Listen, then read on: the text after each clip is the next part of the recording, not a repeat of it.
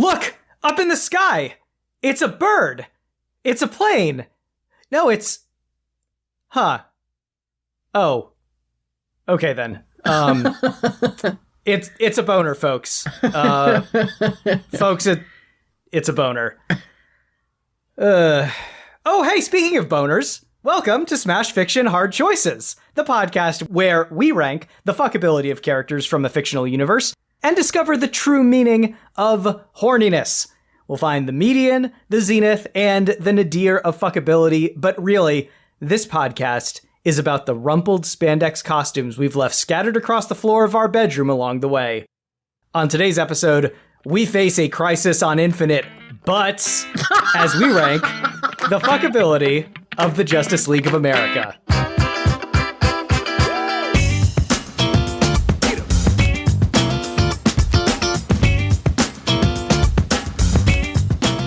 I'm your host. The D on my chest stands for Dan Mulkerin, but on my homeworld, that symbol also stands for DTF. And I am very pleased today to be joined by none other than the wild and rowdy creative team behind the podcast Garden Plots with Skeletor. We have MeganBob. You either die a hero or live long enough to see yourself become horny on Maine. Marissa Bond. In brightest day, in blackest night, no boner shall escape my sight. And Hub. Man, I was going to do Up in the Air, and then my backup was a climax on Intimate Earths. Oh, so, no! Okay. I don't know. Prudes are a cowardly and superstitious lot? They sure are. All right, well, good. I'm glad we all managed to get a hand on that ball. As I mentioned earlier, today's episode centers around the DC Universe's flagship superhero team, the Justice League. From the literal hundreds of characters who have ever been a part of this group, we've drawn up a list of 21, and each of us has independently ranked these characters from most fuckable to least fuckable. We'll start with everyone's number 11, the median, and then work our way down through the bottom 10 until we hit the nadir, before jumping back up the list and examining everyone's top 10, ending on the zenith of each list. Along the way, we'll be giving our reasoning for ranking these characters in the ways in which we did, and each of the hosts here also has 3 big feels available, where they can expand any 3 entries on their list into a slightly longer argument. After the lists have been revealed, we'll aggregate them to come up with a single indisputable master list, while also taking some time to unpack the choices our fellow hosts have made and delve into some further details. But before we get started, we must always remind ourselves of what precisely we mean when we say fuckability. MeganBob, as the world's greatest detective when it comes specifically to horniness, why don't you let us know what we're talking about here? All right, horniness is not about what they look like. It's about how they bone down. So assume that you are into them, that they are into you. How is the sex, and what is it like?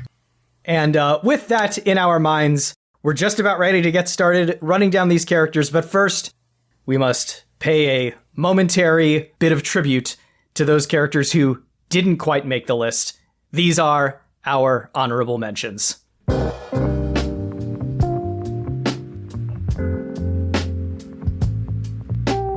Number 1, Captain Marvel. He's very hot, but he is also a literal child. Call us in 30 years. Maybe we'll talk. But go back to classes, son. Wally West. He's arguably the more interesting of the Flashes, but sadly, Barry Allen is better known. Black Lightning. He has been on the Justice League, but to me, his definitive Justice League story is the time when he told them all to go fuck themselves. Yeah. And he's more closely associated with the Outsiders. Also, on our honorable mentions are Fire and Ice, very iconic members of the Justice League for a very specific period of time. But outside of, what was that, late 80s, early 90s, they haven't really been seen on the League a whole lot. Captain Atom, who, while he does have some very compelling art that shows him leaping crotch first towards things, is not the most iconic member of the League. Sorry, Captain. Power Girl. Look, Marissa and I we're only going to spend time talking about that boob window. That was going to be the only thing we talked about. Mm-hmm. It's very important to us, and this is all the time we have to devote to it. The boob window is very great. We love it. Goodbye. Boob window.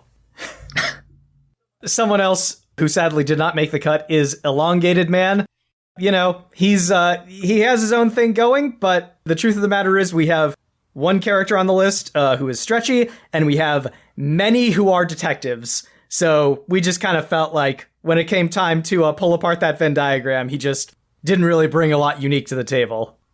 And we have Gnort, who is a doggy man, which is a little bit weird, and is also, we have 2 Green Lanterns on the list already.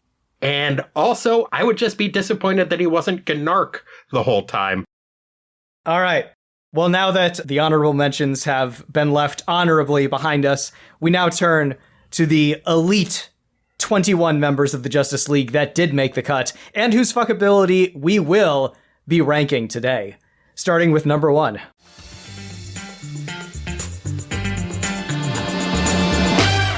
Number 1, Superman, a powerful alien born on the planet Krypton, but raised in Kansas to embody the best of humanity and be a symbol of hope to the world.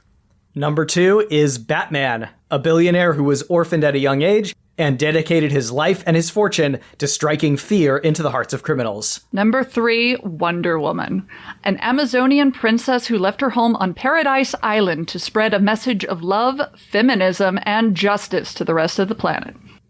Aquaman, king of Atlantis and ruler of the 7 seas, with a telepathic command of sea creatures, and also he has sea-strengthened limbs. Number 5, Martian Manhunter, the last surviving Martian, who uses his shape-shifting powers, intangibility, and telekinesis to protect humanity from being destroyed the way his people were. Number 6 is Green Lantern, the Hal Jordan one, a former test pilot turned space cop who uses his willpower and the advanced technology of his power ring to enforce the law in space. Number 7, Green Arrow, a swashbuckling, somewhat socially conscious occasional millionaire who uses his archery skill and an array of arrows, gadgeted and otherwise, to thwart crime. Number 8, Black Canary, a crime-solving motorcycle enthusiast and florist who catches criminals with her mastery of hand-to-hand combat and powerful sonic scream. Number 9, Hawkwoman, an oft-reincarnated winged space cop from the warmongering planet Thanagar, whose nth metal mace is an unstoppable weapon. 10, the Atom, the Ray Palmer one, a brilliant scientist who harnessed the power of white dwarf star matter, which enables him to shrink to subatomic size. Number 11, Cyborg, a former athlete and computer engineering savant who fights evil using his partially robotic body. Number 12, Zatanna, a world-renowned stage magician who speaks backwards and uses actual magic to delight audiences and fight evil. The Flash, the Barry Allen one, a police scientist who gained super speed in a freak accident. Number 14, Green Lantern, the Jon Stewart one, a former architect and civil rights activist turned space cop who uses his power ring to enforce interplanetary law and fight injustice. Number 15, Blue Beetle, a fun-loving but slightly insecure inventor and industrialist who uses his fortune to fund his high-flying, acrobatic brand of crime fighting. Number 16, Booster Gold, a disgraced professional athlete from the distant future who stole some gadgets from a superhero museum and traveled to our time to seek fame and redemption. Number 17, Vixen, an international supermodel / pop star / fashion designer who fights crime using her magical Tantu totem to mimic the powers and abilities of any animal. Number 18, Plastic Man. After a freak chemical accident granted him the ability to stretch and mold his body, this wisecracking former burglar became a superhero to atone for his checkered past, and to keep himself entertained. Number 19, Big Barda, an indomitable warrior raised on the nightmarish planet of Apocalypse to be the perfect soldier, but who turned on her oppressive leaders when she fell in love.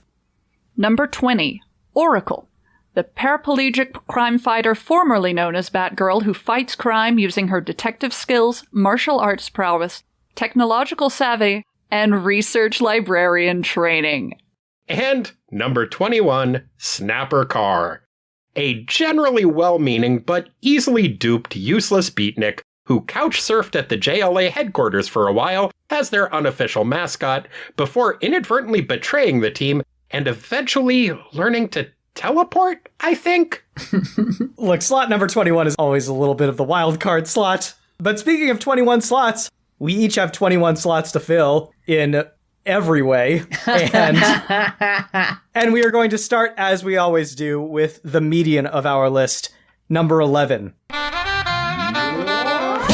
So, MeganBob, why don't you start us off? Who do you have as your number 11? I want to really emphasize that this list is top heavy, okay? This list is incredibly top heavy. My number 11 is the Jon Stewart Green Lantern. If he laughs even once or says shh in that big deep voice, oh my God, I know Marissa, I'm fucking done for. Okay. Marissa and I are already done for the night. This is over. Yeah. It's going to be one of these recordings, huh? I was done when we got through the list, like everyone. I just... Marissa, why don't you tell us who your number 11 is? Okay. I also want to preface that this list is incredibly top-heavy, but my number 11, and it just feels so wrong to say that she's the median, but it's Vixen, and I mean, it's Vixen. I mean, has not a bisexual eyes? If you slash at us with your animal claws, do we not bleed while saying, oh, thank you for noticing me, ma'am? Yeah. Because I do. Beautiful. Hub? My number 11 is Superman. You know what? There's a reason why vanilla is the most popular flavor. He's literally good at everything. Why would fucking be the one thing he is bad at? Very true. Very astutely realized. My number 11 is Blue Beetle. So Ted Kord really walks a line for me, because he's such a geek. Because on the one hand, having someone who talks intelligently and passionately about stuff can be really revealing and often very attractive. But on the other hand, I just feel like he's going to get kind of mansplainy and insufferable. So it's a little bit of a mixed bag for me with Ted Kord. So those were our medians on our respective lists, but we are only moving down from here, and we move now to number 12. Marissa, who is your number 12? Cyborg. He's smart, hot, and I do not for 1 second doubt that he is equipped with a vibrate setting. Okay, Hub, who do you have? I have Hawkwoman as my number 12. She's tough and domineering, but deep down vulnerable. Plus, there's part of me that is a curious, libidinous anthropologist and wants to know what this alien sex shit is all about. Possible downsides. Does she have a cloaca? Possible upside, it would piss off Hawkman, and he seems like a fascist dick, so I think I'd kind of get off on that. Perfect. Hub, I also had Hawkwoman as my number 12. And, you covered, I think, probably the strongest points. I would only like to add that I kind of want to see what kinds of nth metal toys she has. MeganBob, who's your number 12? Big feels. It's Ted Kord. Ooh. I didn't know this about myself. Well, I did know this about myself. I didn't know this about Ted Kord. He's kind of insecure. He's kind of a sad boy. He's got some body issues. All I have written down is yum and sex hammer, because I am a sex hammer, and I believe that if I fuck something hard enough, I can fix it.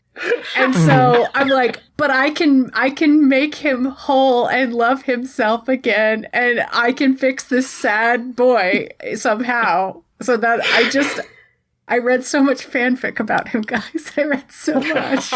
Bob, you're gonna have to keep a little bit more control over the dam, because we have a lot of characters to get through. I know. Oh, man. That's what the show is all about. All right. That was our number 12. We move on now to number 13. Hub, who is your number 13? Green Arrow. He's kind of an asshole who's learned just enough keywords to pass him off sometimes as kind of a progressive. He's not Bill Maher, but he's not Bill Maher. But he is also charming and has kind of an Errol Flynn swashbuckling thing going for himself. And unfortunately, there's something about a cynical asshole liking you that can be very flattering and makes you feel special. Oh, why do you see so much of my soul, Hub? Marissa, why don't you share a bit more of your soul with your number 13?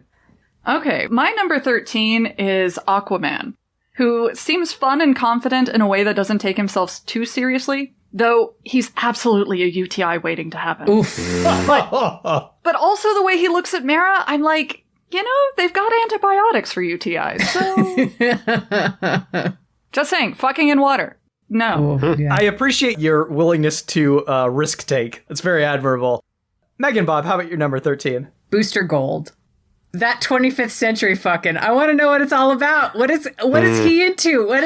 He probably wears lingerie under his suit and we don't even know because it's like the 21st century. He's probably into all kinds of shit. I want to know. Oh my god, I hadn't even thought about that. Man. You're so right. Leave it to Bob to really recontextualize everything. So my number 13 is Cyborg. I keep trying to think of a version of this hookup that doesn't end with him saying booyah immediately afterward, and I just can't. Not that that's a deal breaker. That's just how I see it going. Let's move on to our number 14s. MeganBob, why don't you start us off? Wonder Woman. Okay, I get it. Being tied up and unable to lie about your deepest desire, that is appealing. Also terrifying. I don't know what's in there. It could be anything. Yeah. Okay. That was significantly more horrifying than I was expecting. Marissa, what about you? I'm still stunned. I know. But number 14, I have the Flash.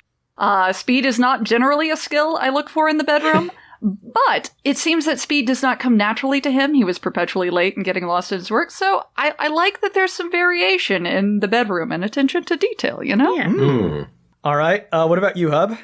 I also had the Flash as my number 14. He's a fucking dork. He's a total square. He would initially, I think, be shocked at the idea of anything other than missionary with the lights out. But he does love to find implausible, inventive ways to use vibrations. So there's hope. All right.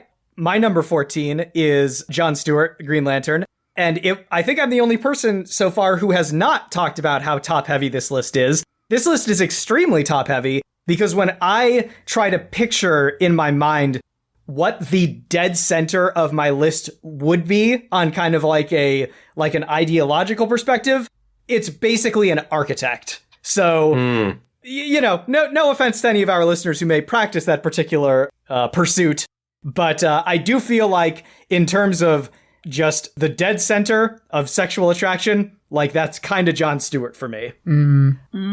Although that Kevin Michael Richardson voice that he had in the Justice League cartoon, that's not nothing. Let's move on to number 15. Marissa, who's your number 15? My number 15 is Zatanna. Is it Zatanna or it's Zatanna? Zatanna. Zatanna! Okay, well, I was totally wrong.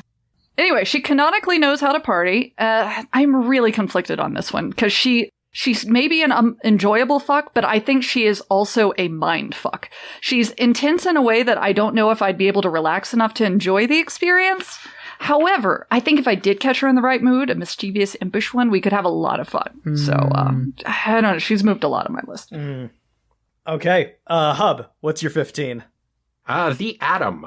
Scientist who has to be reminded that sex exists is not really my type. On the other hand, full body Kegel. Oh! MeganBob, who's your 15? Aquaman. Hey guys, you ever been winked at by a dolphin mid-fuck? Climb aboard, skipper. Oh, that was a rhetorical question. Good. I too had Aquaman as my number 15 as it happens. And it was more that, like, his personality really tends to swing wildly depending on which version I end up pulling. You know, I could get the awesome and fun version from Brave and the Bold, or like the Jason Momoa version from the movies, or I could pull the grumpy, super defensive New 52 version, which would not be a good time. But like, whichever version I get, he's gonna smell like fish. And so... best case scenario, he's not rising especially high on my list. That brings us now to our number 16. Hub, why don't you start us off here? I've got Black Canary. I feel like I'm supposed to find her sexy, but it's just such an on-the-nose sexiness that it just seems like a bit much. It makes me feel like she's trying too hard, and if she's trying that hard, maybe she's trying to convince herself that she's into sex. I don't know. On the plus side, she does like puns. She named her flower shop the Sherwood Florist. Aww. So, that's good. MeganBob, you are number 16. Vixen. Oh. Okay, so obviously the sex takes place outdoors. It is so loud, but she is intimidatingly gorgeous, and I would struggle with that. Like, I can't look Grace Jones in the eyes. Like, I just can't. It's a little shocking to me how often you give the excuse of, no, I can't with them. They're too good looking. Like how often that takes people significantly lower on your list, Bob. They're scary. And eye contact doesn't have to be part of it. Yeah, keep talking. The man is wise. I look forward to when we do the X-Men and seeing how high Cyclops goes on your list as a result, Bob. Marissa, who's your 16? Like you, my real median is much lower, and this is what I consider my real median, which is Hal Jordan. He's fine, just like boring, generic superhero, and unfortunately, that's usually worse than your average person when it comes to interpersonal behavior, so... I also had Hal Jordan as my number 16. From a sexual perspective, I think there's something to be said for someone who is absolutely fearless and who can be goaded into, doing something bold and adventurous. But I just try to think of the small talk, and it's going to be all about, like, the minutia of airplane maintenance or, like, the history of the United States Air Force or some shit. And, I can't. My toes curl at the thought. All right, we are getting down into the depths of our respective lists now with number 17. Marissa, who do you have? Okay, I was inspired by Chris Newton, so a few of these are in particular like groupings or clumps, and this is my billionaires are boring clump. So I feel very strongly about everything that happens from here on out. Number 17, I have Blue Beetle, who is a super smart billionaire inventor. Whoop-de-fucking-do. He does seem like he'd be good fun. He's kind of a doofus and has a real soft spot for Booster, but I don't necessarily think he'd rather be fucking Booster, but I do think he'd be thinking about how much more fun it would be if Booster was there too. Marissa, there's so much fanfic about the two of them. I'll send you a really good one later. Okay, that'll improve things. I may have to revise this list later. Man, the knives are coming out on this one. Bob, who are you sharpening yours for 17? The Flash, Barry Allen, like, he's so sweet. Okay, best case scenario. You're in an elevator at Star Labs, and he's like, okay, how many times can I get you to come before we get to the bottom of this floor? Like, all right, fine. I'll do. Yeah, I know. Like, there you go, Marissa. That's the best case scenario. Also, like, that was that refractory period like, baby? Okay, Hub? I have Cyborg as my number 17. Whoa. He dated Sarah Sims for like 2 years before he noticed that they weren't dating. Then he got pissed at her about it. Like, his character has been metaphorically and perhaps literally neutered by writers for so long that I am not convinced that he knows what sex is. Well, for more of that, definitely listen to Hub's podcast, Tighten Up the Defense, as they go in depth about the various ways in which Cyborg has been represented and misrepresented. My number 17 is the Atom. Like, I just don't really care. Like, this is the area of the list where I start just kind of shrugging at some of the characters here. Like, he as a character doesn't do much for me. The size-changing powers in bed proposition makes my mind recoil in terror. No, thank you. No, thank you. I'm fine. We are now at number 18. Hub, would you like to start us off with your number 18?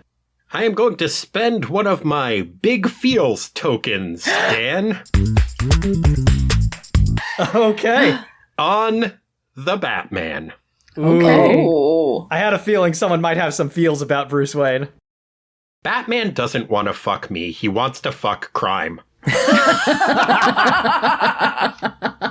He was an unsupervised billionaire adolescent, so I'm sure he's indulged himself in pretty much everything. And he landed on a fetish that A, fulfills him in every way, and 2, has absolutely nothing to do with sex. I'm sure he's competent. I'm equally sure that he thinks he's exceptional, but there is no way he is anything approaching emotionally present. Phew. Ugh. Absolutely obliterating. Okay, Marissa, who do you have for 18? Booster Gold. He is loyal to his friend and keeps trying to fix things, which is good, but it can't make up for him being an arrogant, money and fame-obsessed thief who likes to punch above his weight and thinks he can fix everything. Like the Blue Beetle, he might prefer it if his best friend was there, but I think it would be more likely that he'd be spending the whole encounter preparing the narrative that he would tell the Blue Beetle about it later, so... Okay. Bob, who's your 18? Snapper car. Like, I'm not too proud to fuck on a futon. Like, he shares his weed afterwards. Guys, it is swag. That is what Snapper car smokes. I agree on all points, Man. but I am shocked that he is so low.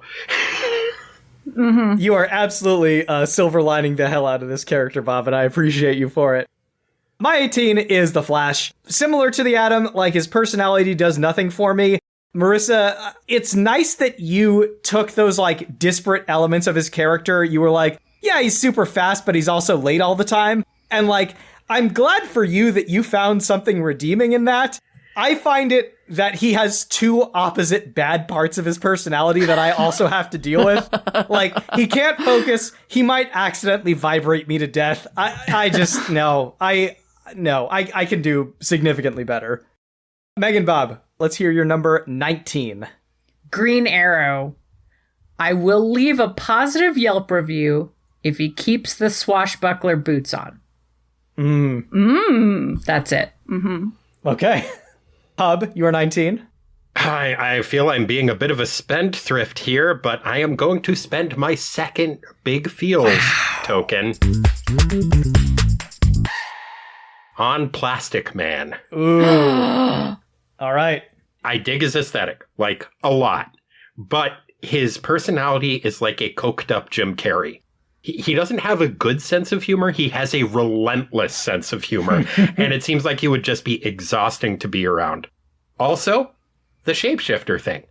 I get that it seems like it should be a plus, but I don't want that Cheesecake Factory menu of libidinous options. I think it would be overwhelming. I would end up overthinking things, and I would end up feeling annoyed at him and pissed off at myself that I ordered poorly. Like, I want a chef's tasting menu. Like, I need my options limited somewhat. Marissa, how about you? Who's your 19? The Atom. Ugh, no. He runs away from his problems and is inattentive. Just move along, buddy. Wow. Okay. Thank you, next.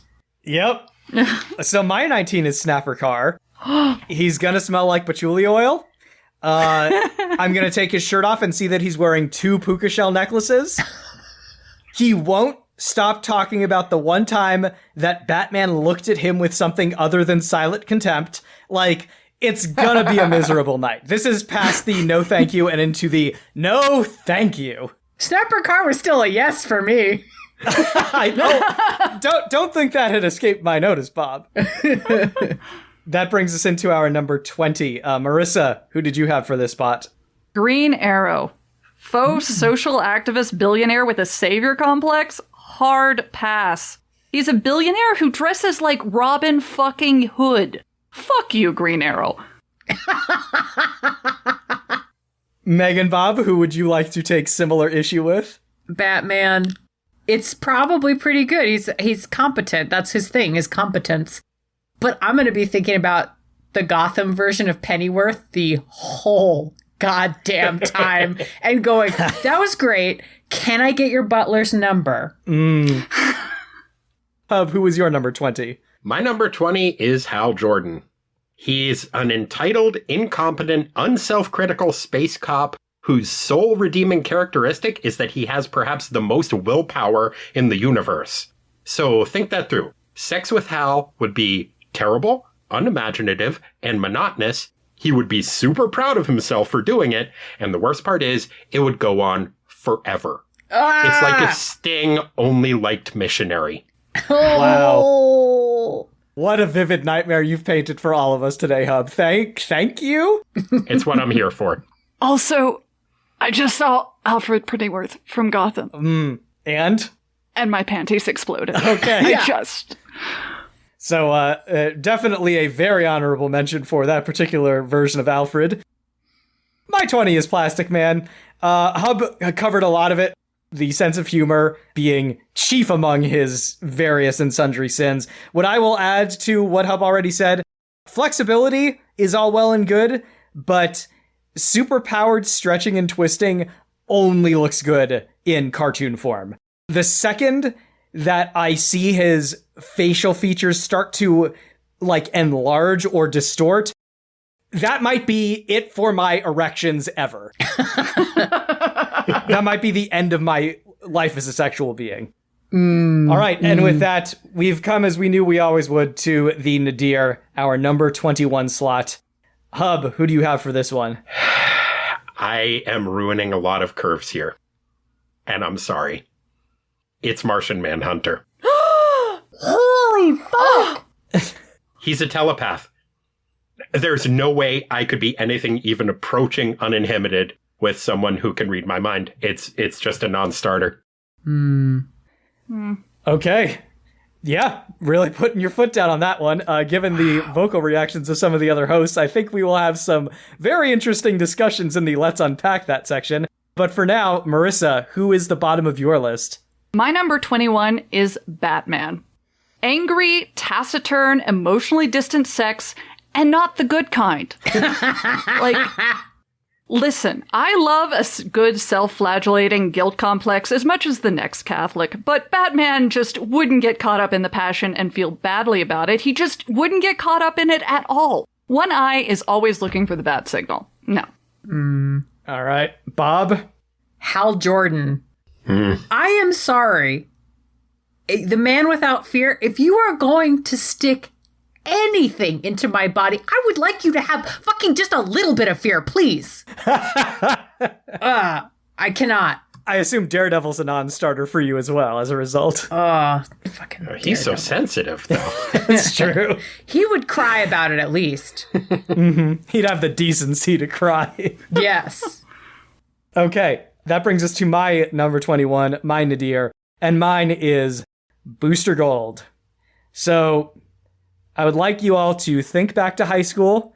I want you to picture the athlete with the most unearned confidence, the strongest feelings of entitlement, and the greatest dearth of empathy. Do you have that person pictured? Now, did that person's ego motivate them to travel back in time just so that they could be better than everyone else? If not, then Booster Gold is so much worse than the person you have pictured. Wow. Well, now that we're all depressed, thinking about Hal Jordan and Booster Gold in various ways that were never intended by their creators, let's move to the other side of the list, the good side of the list. Although with this list, there's a pretty big good side, as we've mentioned. So we are starting off at the top of our top 10 with number 10. I said 10 a lot in that sentence, and you know what? I don't regret it. MeganBob, who's your number 10? Big feels! The Atom, Ray Palmer. Oh. Okay, I love him in the show, Legends of Tomorrow, so fucking much. He is the man who stumbles on his way to bed because he was looking at your breasts and forgot where the floor was.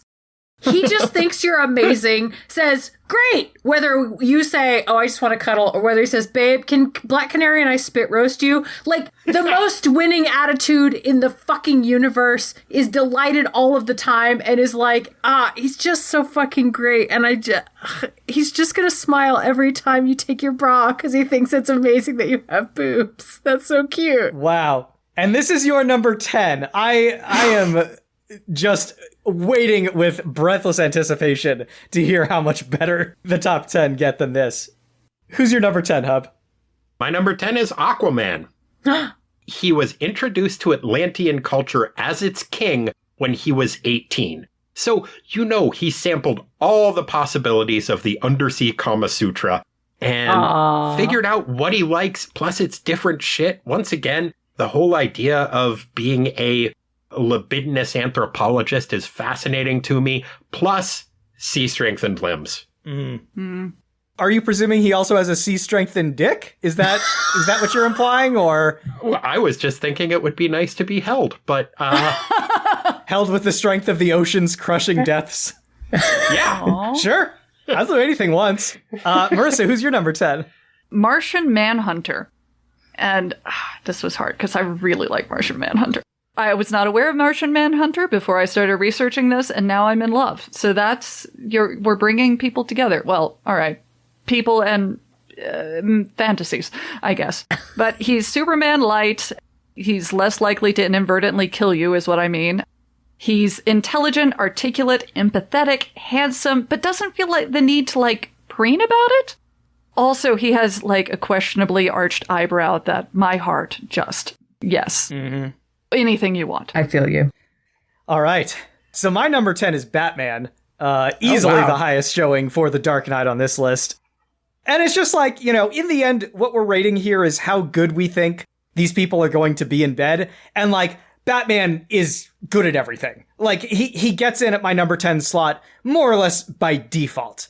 I do think if I had to say one bad thing about him, I think his tendency for efficiency is gonna get in his way. Because, if we were to hook up, I feel like I would be at most the 11th most important thing on his list for a given night. This would be maybe a 4 or 5 minute affair, because then he would need to go punch Clayface or something. So Is that a metaphor?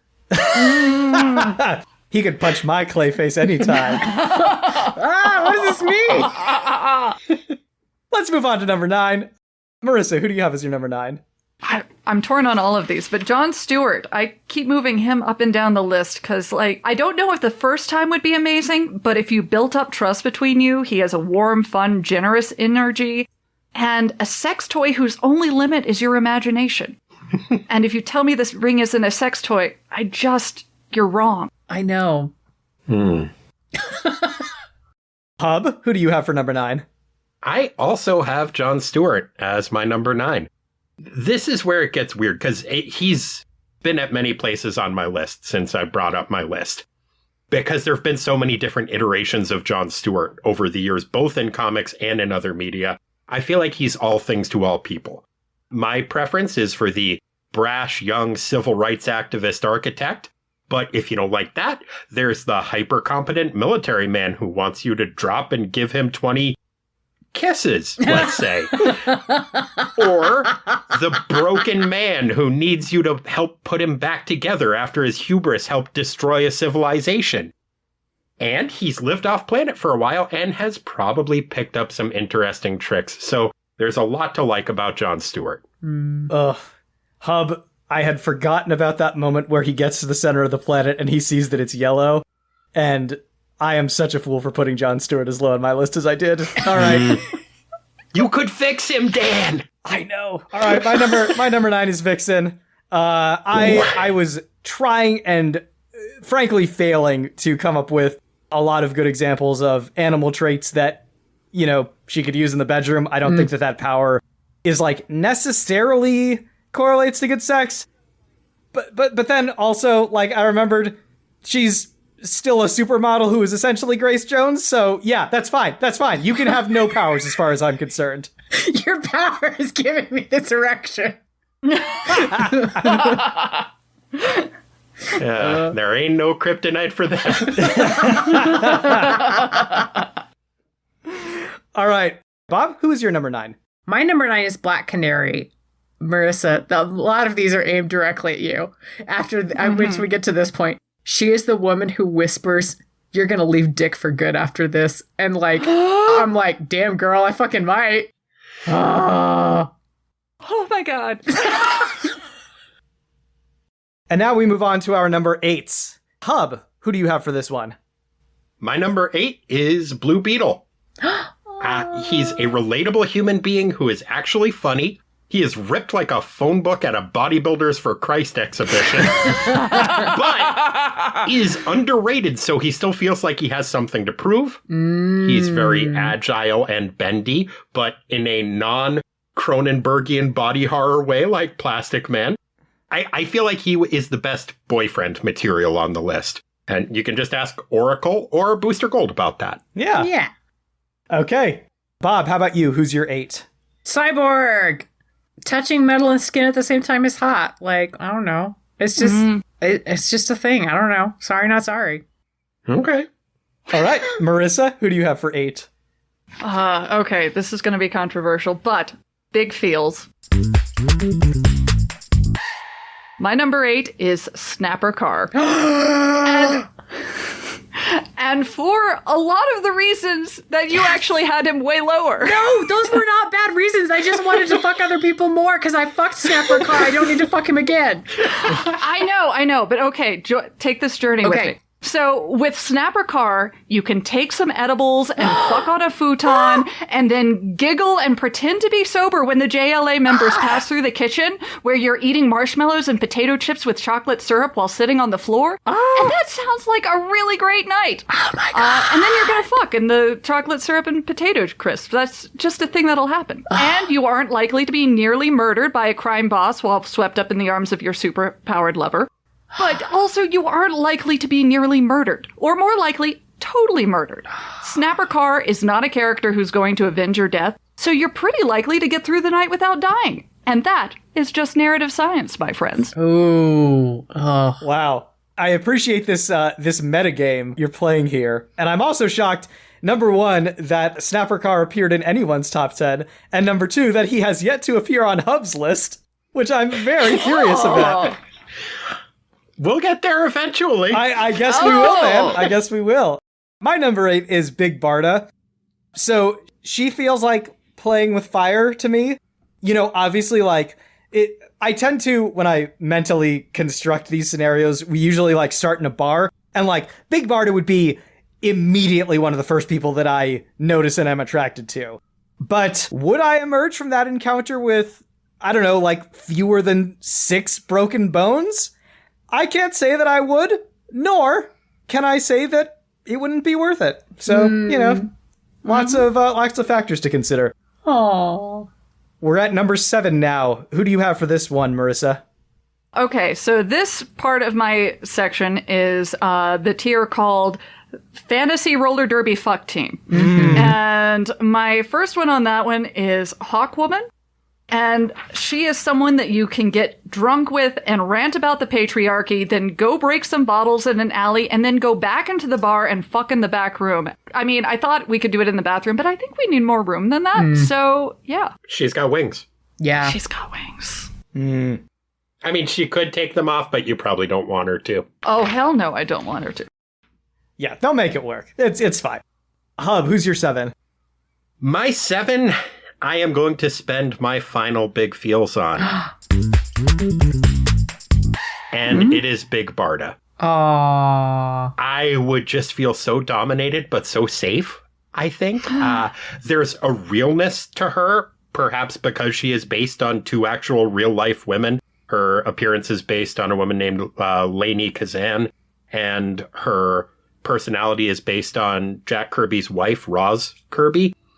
And just so many characters on the list I don't feel like have that realness to them. She and Mr. Miracle have a grounded, realistic, domestic sexiness that I think is really super hot to their relationship. It reminds me of that like montage scene in Don't Look Now where Donald Sutherland and Julie Christie have just finished fucking and they're just hanging out naked and brushing their teeth. She seems like the only person on here who is actually comfortable enough in their sexuality to be truly uninhibited and not just a performative simulation of uninhibited. And I love me some Big Barda. I think we all do, given that she has been in the top 10 so far and has not appeared yet on 2 other lists. But maybe that'll change with MeganBob. Who's your 7? My number 7 is Oracle.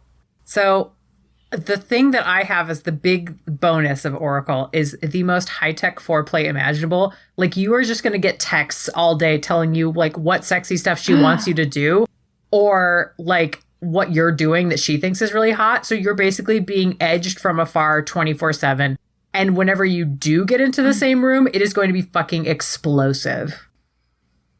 Ooh, man. You paint some compelling images, Bob. I'll tell you what. Which brings me to my number 7. who is Green Arrow. He knows his way around a shaft. Sign me up. Okay, applause. And that brings us to number 6. Hub, who is your number 6? My number 6 is Wonder Woman. Look, I'm pretty sure I'm not into bondage, but she is like the A+ gold standard for that particular kink. I mean, I don't like sea urchin, but if Iron Chef Morimoto wants to make me some uni, you bet your ass I'm gonna fucking eat it. Plus, in her late 60s globetrotting kung fu mod look, where she's wearing a Diana Rigg-inspired jumpsuit, she was just so goddamn hot, and also that whole era kind of just implied that she was at the forefront of the sexual revolution, and, I want to hear stories from that struggle. It's a powerful look, and one that I think is a damn shame they have really never revisited since then. Mm-hmm. All right, Bob, who's your 6? Zatanna. All right. Huge friends with benefits energy. She is the half-drunk sloppy fuck in the middle of a summoning circle, and then afterwards you're both sore and covered in paint. I just want it. I just really want it so bad. All right, Marissa, your 6. Black Canary. Who doesn't like a screamer? Hello! Perfect. And that brings me to my number 6 and my first big feels of the episode. Superman. So I feel pretty torn on Superman because on the one hand, you have one of the kindest, most considerate people in fiction. Like, he's almost certainly the kindest and most considerate person on this list. And you know that he would do his absolute best to make sure that you had the best time he was capable of giving you. But I was thinking about him, and I thought about this one quote where he talks about how he has to go through life as though everything were made of cardboard. You know, he always feels like he has to hold back. And I think that would be really distracting for me. Like, if I got the impression that he wasn't really enjoying himself, like he felt like he couldn't fully enjoy himself, I don't think I would necessarily be able to focus well enough to actually have a good time myself. Mm-hmm. So, he's high on the list just because I think his personality and his abilities kind of like make it so that the floor is really high for him. But at the same time, I feel like he's not quite like absolutely top tier potential for me. Okay, we are now into the top 5. MeganBob, who do you have for your number 5? Plastic Man! Oh, man. Ooh. I just want a man who can give me a tentacle dick once in a while. Is he gonna cry on me? You bet your fucking ass he's gonna cry on me. I can't wait. Marissa, the bar has been raised. Who do you have? Wonder Woman, and for similar justifications that Hub gave, because I'm not real into rope play, but I could be. Yeah. And she is the jammer on my fantasy roller derby fuck team, by the way. I also had Wonder Woman as number 5. Yeah. Comes with her own rope. When I do these, I try to adjust for my own heterosexuality as best I can. I found that extremely difficult to do with a lot of these characters, probably because like I was getting into their stories at around the time I was developing, sexual impulses. And like, boy, Wonder Woman is an all-timer for me. So I just can't put her anywhere but my top 5. Hub, how about you? Who's your 5? Booster Gold. You guys are a bunch of fucking haters, but he is a hedonist from 400 years in the future. If millennials eat ass, who knows what they'll be eating a dozen generations from now? What fucked up new erogenous zones do my caveman ass not know about? Booster will tell me. The inner ear. Yeah, I had no fucking idea. We are now to number 4. Marissa, who's your number 4? Okay, now everything from this point on is basically interchangeable for me, except for number 2, which is aberration. We'll get there. But my number 4 is currently overlapping the Venn diagram of tier roller derby fuck team and tier married sex is great sex. and it is Big Barda. Mm-hmm.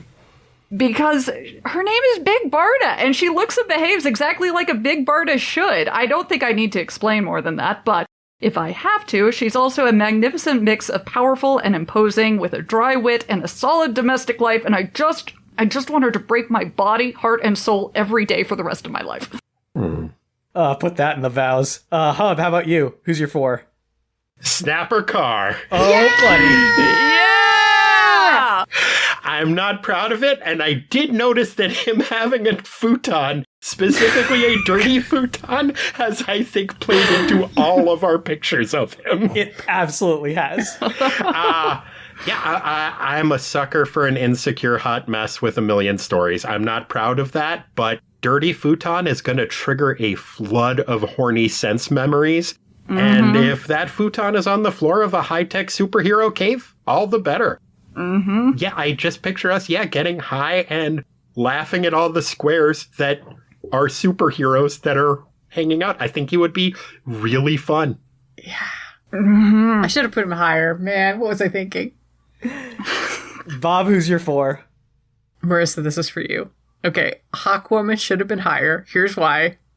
She will give you a handy in the bathroom, make aggressive eye contact with you, lick her fingers, wink, and go back to the bar fight she started earlier. Excuse me, I need to leave for a moment. Man. I think we might all need to take a break.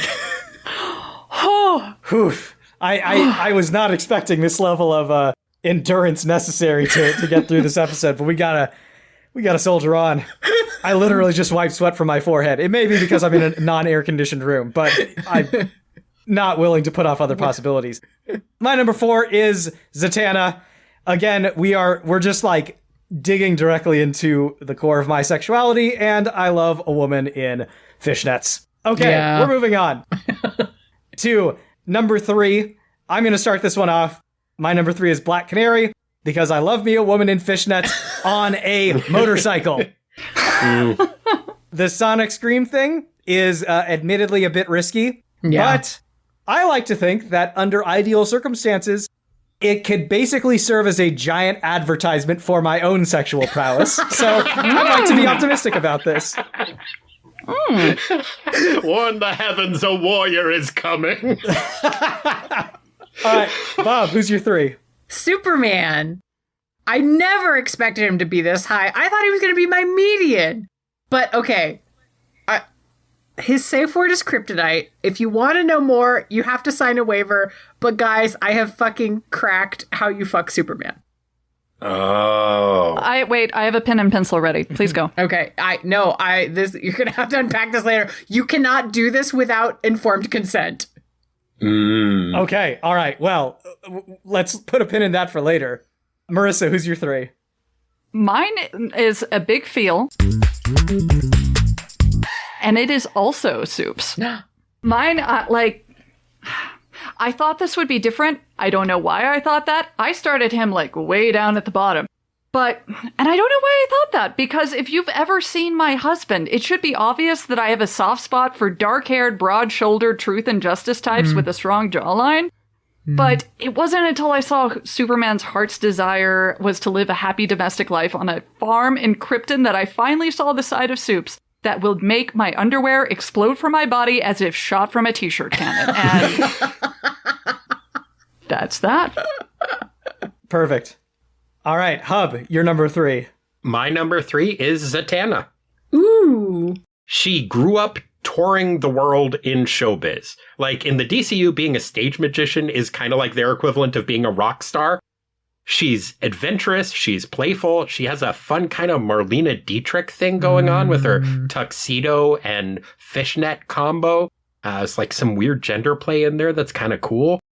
She is the only character on the list who I have seen canonically smoke pot in a comic book, which definitely bumped her up the list. She used to hook up with John Constantine, so I feel pretty confident saying that she's into some interesting shit that I'm very curious about. Yeah, it's Zatanna. All right. And that brings us to our number 2. Hub, why don't you start us off with this one?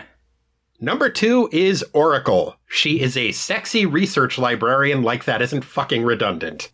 Yeah, she's fun, she's brilliant.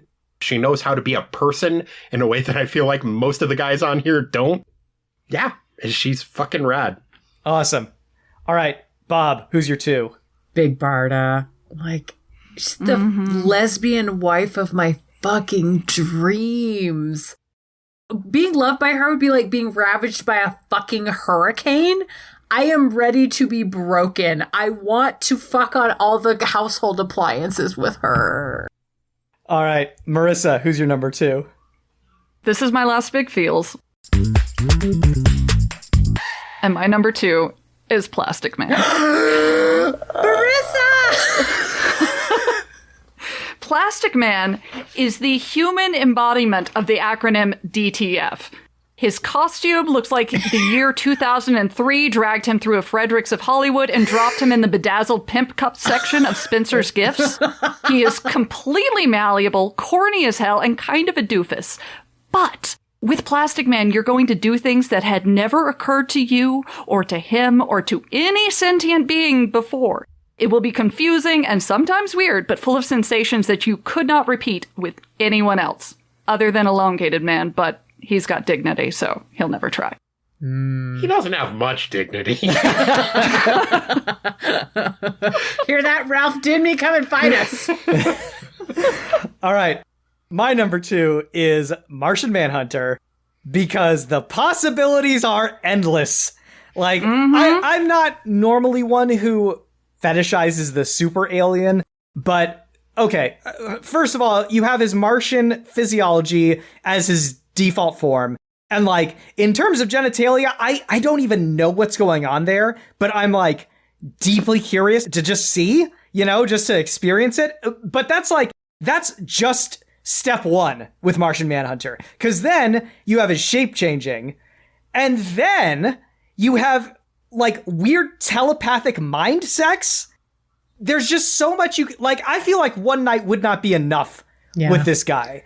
And if I had the opportunity and passed it up, I would be the universe's biggest dope. There's no two ways about it. I guess I'm the universe's biggest dope because one night is one night too many. All right, we've reached the zenith, the number 1 spot. Let's start with Bob. Who do you have? Big feels. Martian Manhunter number 1 with a fucking bullet. Like, okay, he is everything I want from Javik from Mass Effect, but I'm probably never going to get. He is the last of his kind. He is full of fucking pathos and sadness, and he has this beautiful singing voice, and he is lonely, and he has all these fucking incredible supernatural powers, but he also is whimsical, and he wants to eat Oreos. I could just spend the next week eating Oreos off of each other in bed and be happy. What else do I fucking need from this magical ass man? And yes, I want to know what his dick looks like. Obviously, I want to know that. But like, I want everything with Martian Manhunter. John Jones is the fucking greatest and I love him so much. All right. Hub, your number 1, sir. Vixen. She is based on Grace Jones. That's pretty much it. The animal powers are a nice bonus. I don't really give a shit about the animal powers. She's Grace Jones. My only concern is being unfavorably compared, and I would be unfavorably compared to early 80s Dolph Lundgren, but I don't care. It's fucking worth it. She's Grace Jones. Perfect. All right, Marissa, your number 1. Oracle. She blinded me with library science. She's just so hot and smart and strong, and I just, just imagine her trying to work at her bank of computer monitors with her glasses and no-nonsense genius, and I'm being a horny little shit, and she's being like, if I fuck you, will you shut up? And I'll be like, yes, which is a lie, but she knows that. And then she'll toss me on the bed and then wheel over to me and just, you can imagine where this is going, because I know I do. I really appreciate having actual storytellers on this show because you guys are painting some vivid images. And that brings me to my number 1, who is also Oracle. Yeah! Nice. So, a lot of the stuff that I mentioned back when I was talking about Hal Jordan and Ted Cord, about like how they're being geeky about a subject to the point of, being kind of like insufferable or boring or mansplaining. And like, I think that Barbara Gordon is the kind of geek whose geekiness actually becomes like really endearing, really adorable. So that's where she's starting. But then I really thought about it, and I came to something of a revelation about Oracle. So, out of all the DC universe, by the way, this is a big feels. I don't know if I said that, but these are big feels about Barbara Gordon. Out of all the DC universe, the character most consistently described as being smoking hot is Nightwing. So, Dick Grayson could have his pick of anyone in the DC universe. And the two people that he most often returns to are Starfire and Barbara Gordon. I can't imagine what the sex with her must be like if Dick Grayson keeps coming back to her. But I am dying to find out. All right, so now we have our list. We have our various and sundry data points that will feed into our final master list. But while the numbers are aggregating quietly in the background, I think it is about time for us to unpack that. And by that, I mean all the decisions that our fellow hosts have made in the last hour or so. Who would like to get started? Bob, you laid a clever trap for us with your Superman pick. The Teen Titans have taught me how to deal with traps. You walk blithely into them. So as blithely as I can, I gotta know what your secret plan to fuck Superman is. Because like Dan, I love Superman. He could have ended up almost anywhere on my list. Yeah. What kept him from going higher was the fact that he's never going to be able to lose control. And if I can't make him lose control, then I'm not going to feel good about it. And if I can, then I'm going to be gutted like a trout. So, what's your plan?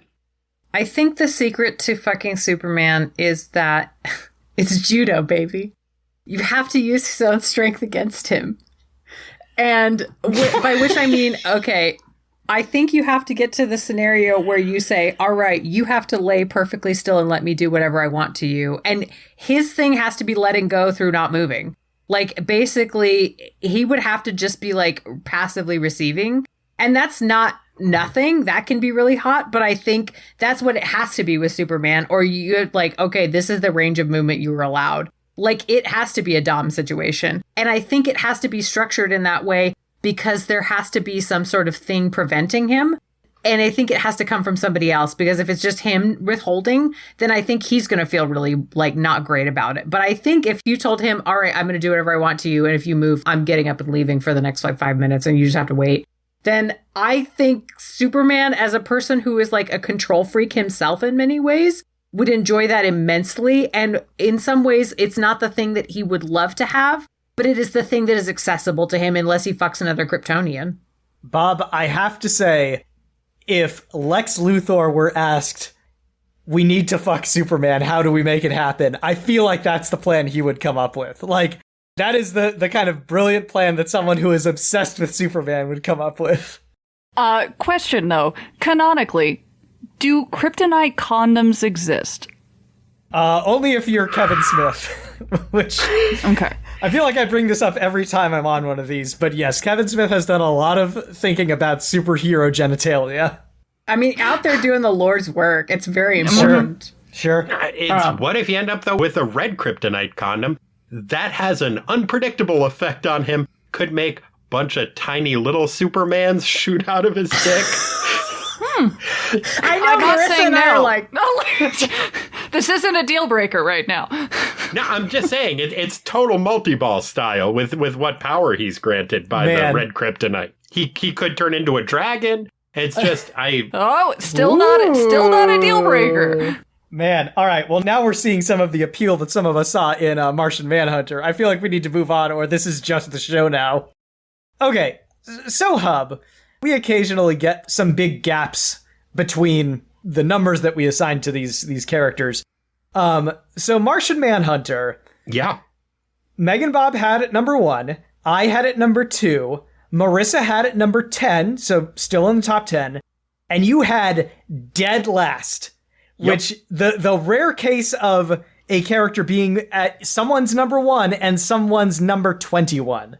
What is it about this lost and forlorn man from Mars that squicks you out more than Plastic Man? He's a telepath. So first of all, you have some of the downside of Plastic Man in that, like I said, it's that Cheesecake Factory menu of sexual options. I do need my options limited, or else I'm just going to keep scrolling through them and I'll never end up watching anything. But that's not the problem. The problem is he's a telepath. Other than that, Martian Manhunter would be at or near the top of my list.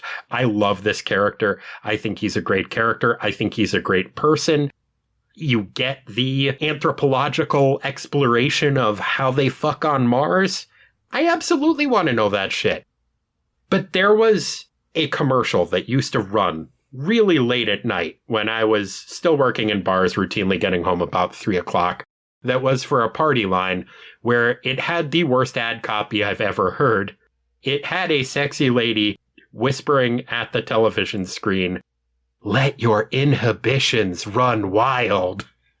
And that is what would happen if I tried to hook up with a telepath. My inhibitions would run wild. I would be so inhibited. There's no way I could possibly approach anything. Like, it's just, he's a telepath. It can't be. There's no way I could let myself go at all. And I know he's really good at control, but then you run into the same problem with Superman, where if I can make him lose control, then he's going to read my mind. And if I can't make him lose control, then I'm not going to be satisfied. I'm curious about how this matches up with your feelings about Wonder Woman, though, because Wonder Woman has that lasso situation, and, like, that's not dissimilar. And that's not to dissuade you from having Martian Manhunter as number 21. I'm just curious about, like, the understanding of how this, like, your fix for that with the other characters. They could do that, but their default isn't doing that. With Martian Manhunter, he has to stop himself from reading your mind. With Wonder Woman, there's a difference between not lying and saying everything about yourself. Sorry, I'm just thinking about Wonder Woman now. Understandable. It happens to us all. All right. Thank you, Hub. Dan, I was really surprised that Big Barda was as high as she was for you. Not because Big Barda is not, like, super fucking hot, but because your type hasn't, in previous lists anyway, which granted we've only done another one of these together, has not been lady who can bench press me. And so I was kind of surprised that you were like, oh, she's the first fucking one I would notice at the bar. And I was like, who is this Dan? Tell me more about this Dan. Well, okay, yeah. I'm honestly surprised she wasn't higher on my list, because she was number 8 on my list, which is the lowest out of all of us. And, like, a lot of that is honestly from the comics that I've read with her in it. Specifically with the Tom King Mr. Miracle series that came out a couple of years ago. Because that one, like, really shows their home life. And, you know, I didn't mention it when I was talking about her, but several of you did, where, like, she is portrayed as kind of, like, close to the ideal of just, like, a domestic romantic partner. Just and I think that's because, like, she's one of the few characters who has been allowed to have that sort of life for herself. You know, like, I think it's entirely possible that a character like, you know, Wonder Woman or Cyborg or whoever, like, could have something like that. They're just not allowed to, you know, like, that's just not where their stories are. But Big Barda is. And so, like, that element of it is not just appealing, but also unique. And it's true that, like, I don't tend to be attracted to people who are, like, very large and muscular, but man, I don't know what it is about Big Barda. Like, there's something about her energy where, like, when she's on the page, she's, like, the first thing that I notice, you know, even if it's, like, a really big group shot. I mean, she wears a Jack Kirby ass outfit, which tends to draw the eye in general. And she's also just, like, this enormous person. But yeah, there's just something about, like, her energy, her confidence, her kind of carefree attitude, like a certain lack of inhibition that, like, all that stuff just gets put together into something that I find really intriguing. I like that she's big and doesn't try to make herself smaller to make other people more comfortable. Totally. Like, I feel like Wonder Woman sometimes does. Wonder Woman, you forget that she's an Amazon, that she's like real big. Big Barda doesn't let you forget about it and doesn't want you to. There was a story that I think it was actually turned into an animated movie a few years back, where it was sort of like the dark version of the DC universe where, like, instead of Kal-El landing on Earth, it was like General Zod's son. And where, like, instead of Batman being the hero of Gotham City, it was Man-Bat, and, like, Lex Luthor was the hero who was trying to stop all of them and all this stuff. But the Wonder Woman replacement in that, if memory serves, was Big Barda. And that was the one that was, like, the clearest, just straight across translation, because I was like, oh yeah, like, if there's not a literal Amazon who's Wonder Woman, it's gonna be Big Barda, because she's, like, physically the most Amazonian person in the DC universe. You know what? I'll start with picking on you, Dan. Okay. Your complaint was that Aquaman smells like fish. Do you know what else smells like fish sometimes, Dan? Yeah. Pussy. Pussy smells like fish sometimes. I am familiar with this. I will say, were there an individual who smelled that way from head to toe, I would have a lot of questions about them, none of which I would find especially appealing. So I am used to that smell in concentrated areas and in very particular contexts, and I'm fine with it. But when it comes to, like, you exuding that smell through virtually every pore, which is what I imagine I'm getting with Aquaman, I mean, to say nothing of the fact that, like, he probably still has, like, beach sand in certain places and, you know, might have, like, some kelp clinging to his back. If I'm not actually having sex on a beach, I don't want to feel like I'm having sex on a beach. I feel like Aquaman has the level of telepathy that I would be comfortable with that isn't zero. Because, like, they have it in the comics that, like, with his fish telepathy, he can tap into people's, like, reptile brains type things. And so, like, he can pick up on kind of the vibe that they're putting out. So he ends up being, like, a de facto Deanna Troi. And I think that would be, like, if they can tell what emotions you're feeling at any given point and react to that intuitively, I think Aquaman's doing pretty good for himself. You know, I just realized with Aquaman, you could technically set up, like, a highly sexual version of the Kiss the Girl song from Little Mermaid. You know, where you're just, like, out on a boat and, like, the entire ocean is singing a sexy song to you. Like, that's, man, oh man, I might have to reevaluate where I put him on that list. So the thing that makes him rank higher for you is the idea that Topo's watching. Yeah, is the idea that a lobster might be trying to peer pressure me into fucking him. Yeah. Bob. Yes. I want to know why Snapper Carr has swag weed. This is my important question for you. They've got to have some sort of, I don't know, like, confiscated... Oh, yeah, dude, he's got, like, Thanagarian Kush. Right? There's got to be access to it somewhere, and you know he'll just, like, snoop around through people's shit. Like, what else is he gonna do all day? I legit hadn't considered that he was gonna be snooping through the Justice League's confiscated weed. Because I forget that the Justice League are so goddamn stupid sometimes that they do street-level crime. They let a beatnik live in their fucking high-tech headquarters. He has a secondary futon set up in their evidence locker. You're right. I've cast asparagus where I should not have cast asparagus. He has got great weed, and he probably has shrooms. He probably has all the good stuff. And, like, why did I put him so low? I should have fucked that futon man. I'm so sorry, Snapper Carr. Well, and speaking of which, I'm sorry, but Dan. Uh-huh. Are you too good to fuck on a dirty futon? Okay, so... Have you never met a bike messenger? I have met a bike messenger, and to a large extent, that's why Snapper Carr is where he is. Not because I find them inherently unappealing, but because, like, if I wanted to, and were I single, I could have an encounter like that tonight. But, superhero comics are about, like, fantasy fulfillment. Somebody's pretty high on themselves. I can't go down the street and find a big Barda. Where am I going to find Superman who wants to fuck me? Snapper Carr is, in many ways, I think a little too attainable. It's fine. He's the safe bet. But I'm not in this for the safe bet. We're in this for the fantasy fulfillment.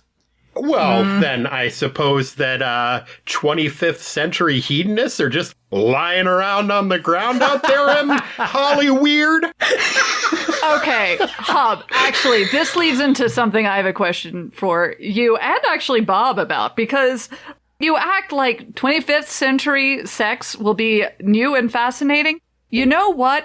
People have been having sex forever. I'm pretty sure we're not inventing anything new. No, Marissa. Okay, hold on. I'm turning to the microphone now. This is very important. I read a fanfic, right? This is gospel. And his thing is that he's like, oh my God, the porn in this world is so terrible. It's like the worst porn I could ever fucking imagine. It's so soulless and it means nothing. And that he said, but I can't tell people that because if I go on Oprah, which of course he's been on Oprah, he can't be like, whenever Oprah asks, well, Booster Gold, what do you miss most from the 25th century? He can't go, well, Oprah, porn. But I just am imagining this man who has got so much fewer inhibitions and so many fewer boundaries about gender, about sexuality. Marissa, there was a fic where he wore lingerie. It was so fucking hot. I know, but people do that now. Yeah, but not enough. Well, okay. Point. I don't know. I think Booster Gold is kind of a sweet himbo. Hub, you said himbo. I'm so proud of you. Yeah, I learned to think. And the fact that he's from that far in the future, and that, he is really like the only like pure hedonist on this list. Except maybe Plastic Man. But that gets you into a whole, and like I said, Cronenbergian body horror thing that I find very unsettling. Well, we've given each other a lot to think about. I'm sure we've given the audience a lot to think about. But one thing that is not up for debate is the final state of the list, which has taken form. Let's get it. And, this time, as always, we had a few very close spreads, some characters that didn't have a lot of variation. Jon Stewart was pretty universally near the middle for everyone. Aquaman, also pretty near the middle. The Flash was pretty close to the bottom for a lot of people, as was Hal Jordan. But then we had some big spreads. Martian Manhunter, as mentioned, was both someone's first and someone's last. We had Plastic Man at Marissa's number 2 and my number 20. We had Snapper Carr at my number 19 and Hub's number 4. Booster Gold at my number 21 and Hub's number 5. So apparently Hub and I have some differences that we didn't anticipate going into this. Think you're too good for a time-traveling bike messenger. Look, put one of those in front of me and we'll talk. But we're past the unpacking. Now we're in the list. So the final state of the list is as such. Because certain characters will share a place on the list, we now have 19 places on the list. So starting with number 19, the Universal Nadir is Hal Jordan. Justice. Number 18, we have Batman. Uh-huh. Mm-hmm. Number 17, we have The Flash. Number 16, we have The Atom. Sorry, Bob. That's okay. Number 15, we have Green Arrow. Number 14 is Booster Gold. Number 13 is Aquaman. Number 12 is Cyborg. Number 11 is Snapper Carr. Number 10 is Blue Beetle. Number 9 is Plastic Man. Number 8 is Jon Stewart.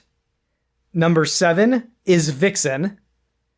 Number 6 is Hawkwoman. Tied at number 5 are Martian Manhunter and Black Canary. Number 4 is Wonder Woman. Number 3 is Zatanna.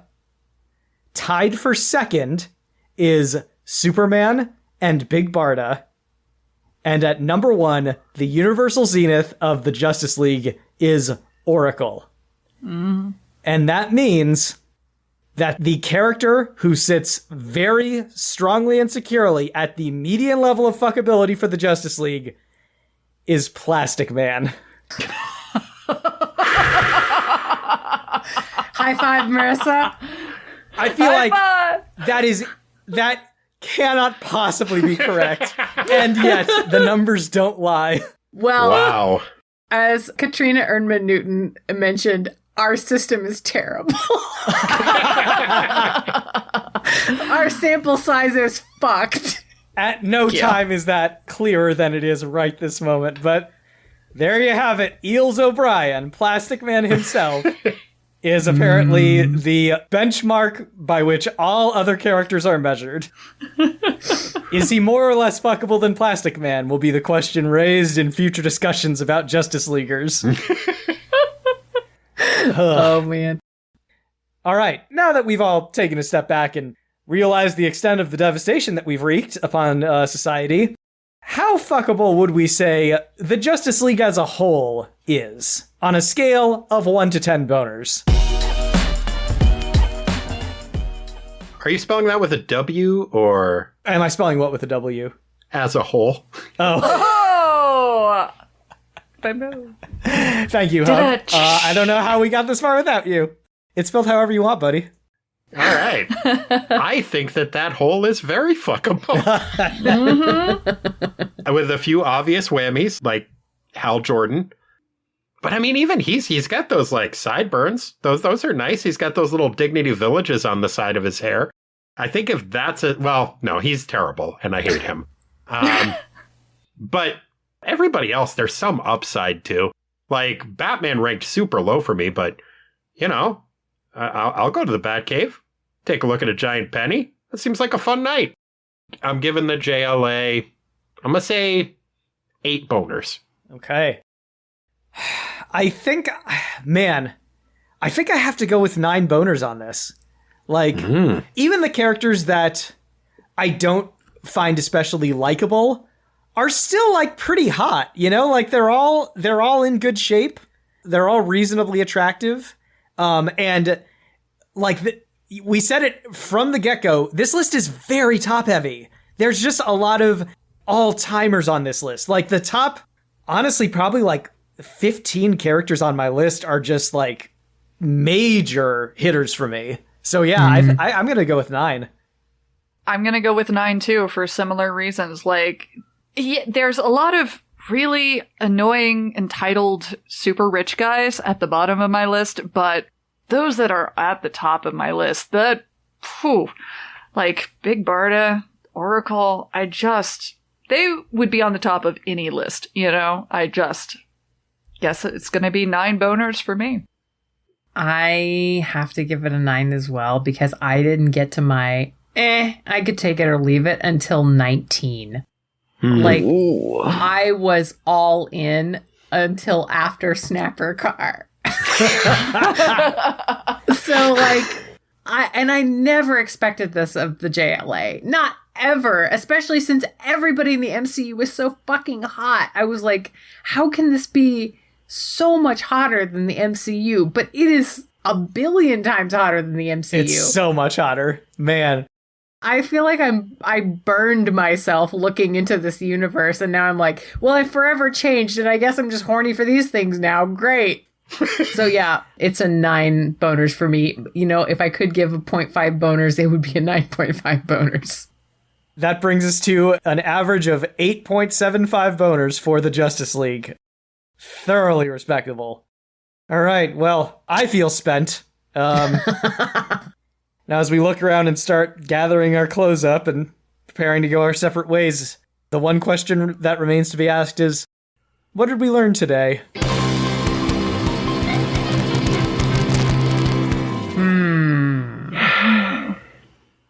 I want to know more about what nth metal sex toys are like.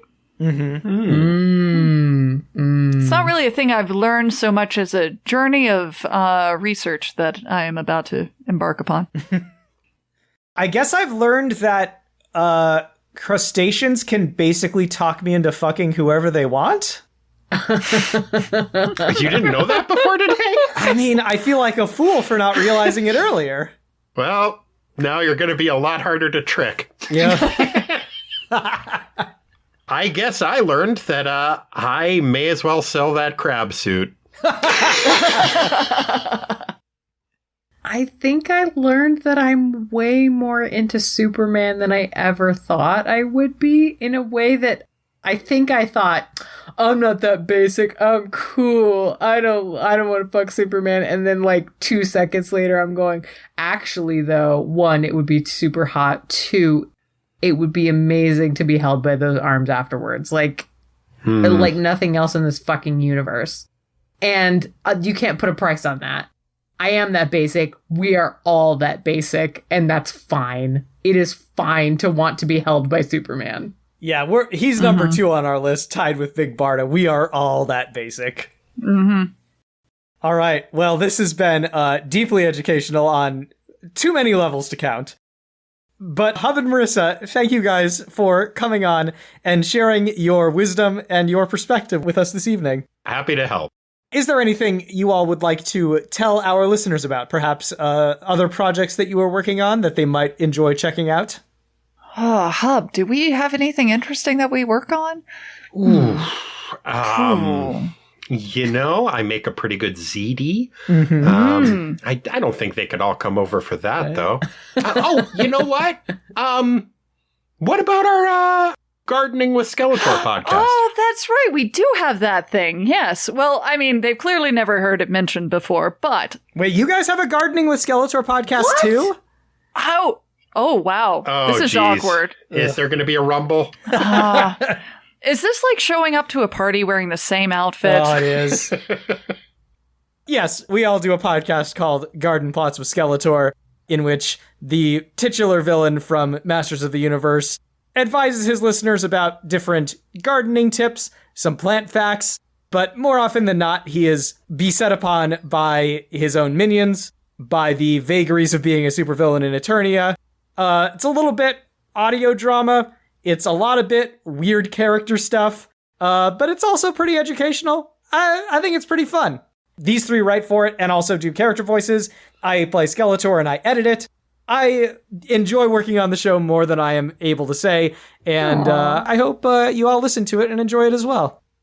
Thank you, Dan. Hub, do you do a different podcast, perhaps involving Stephen who?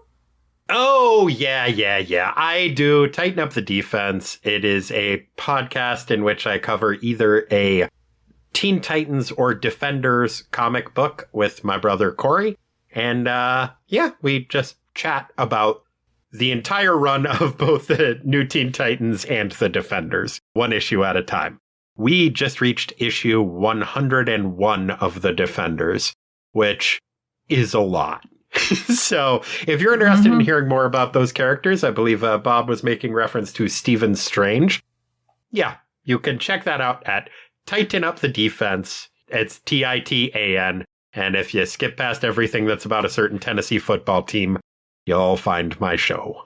You'll also be able to hear more about number 12 on our list, Cyborg, in that podcast, and uncredited number 1 on every DC universe list, Nightwing. So, it's a great show. I also want to say, if you're out there and you're like, I don't like comics or whatever, shut up, because Marissa and I both are not comics readers in like large part, and we both listen to it, and it's fucking tremendous every goddamn time. It's so good every time. Oh, and geez. if you're just a person who wants to hate someone irrationally, Danny Chase is the person that I look forward to hating every time a Teen Titans episode comes out. Oh, it's the best show. It's so good. All right, go listen. Oh, geez. Thanks, guys. All right, and thanks to all of you out there for listening to us. This has been Smash Fiction Hard Choices. We'll be back sometime soon as we yet again travel into another universe and make some mistakes there. But until then, stay hard.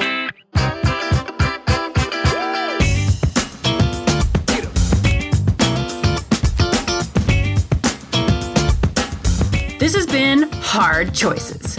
If you want to show your support and get even more goofs from behind the scenes, visit patreon.com/hardchoices and become a patron. You'll get exclusive voting rights and participation in every weird new thing we do. If you like the show, please consider leaving a 5-star rating and review on the podcatcher of your choice. It shows people what's fun about the show and makes it easier for others to find it too. Hard Choices is produced by MeganBob. Our theme song is Funk Me by Soundroll. This piece and all music used in this production is licensed through Upbeat. You can find details in our show notes and listen to more great tunes at upbeat.io, spelled UPPBEAT.io. The Hard Choices logo is designed by Claire Mulkerin. If you'd like to get into touch with us, look for the Smash Fiction Fan Faction on Facebook and join the conversation. Thank you so much for listening and hanging out with us. You're a peach!